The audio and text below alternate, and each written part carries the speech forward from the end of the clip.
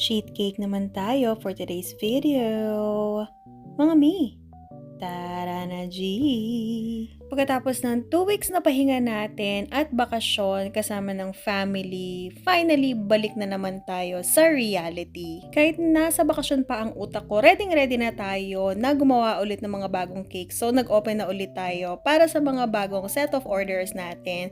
Pero itong cake vlog na ito is previous cake na ito na ginawa natin.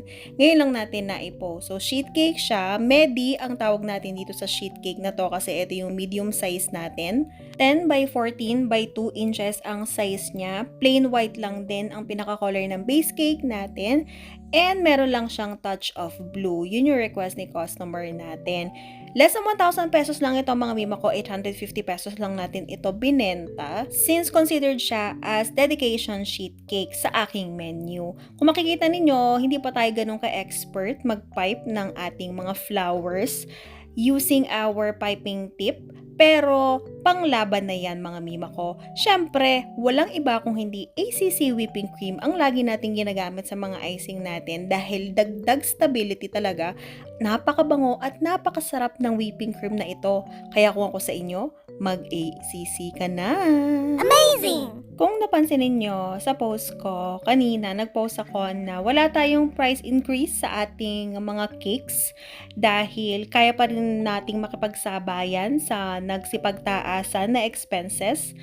Hindi na natin kailangan magtaas ng presyo ng ating mga cakes. Lalong-lalo na ang priority natin is makapagbigay ng ligaya sa ating mga customers kahit na minsan sa kanilang buhay ay makapag-experience sila or makapag-celebrate sila ng kanilang occasion na merong cake pa rin nang hindi nag-worry sa presyo. Kaya ayan, same prices pa rin po tayo sa mga customers natin dyan at sa mga bagong customers.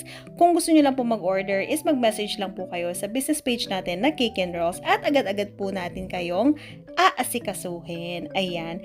Anyway, medyo funny itong dedication na pinalagay sa atin ng customer natin. Trending itong mga ganitong dedication before. Hindi ko alam kung trending pa rin siya hanggang ngayon. Pero, funny pa rin talaga siya, lalong-lalo na kung ireregalo mo siya sa nanay mo. Napakaganda nga ng timing netong schedule na cake na post natin ngayon. Since malapit na ang Mother's Day, sa mga co-bakers ko dyan, nakagawa na ba kayo ng mga menu ninyo para sa Mother's Day? Nakapag-post na ba kayo? And nag-start na ba kayo na kumuha ng mga reservation ninyo for Mother's Day? Ako meron na ako naka-ready pero ipopost ko yan soon. Medyo busy lang tayo ngayon sa life natin kahit na after vacation. Ayan, so kapag nagkaroon tayo ng time, agad-agad ipopost natin ang ating menu for Mother's Day.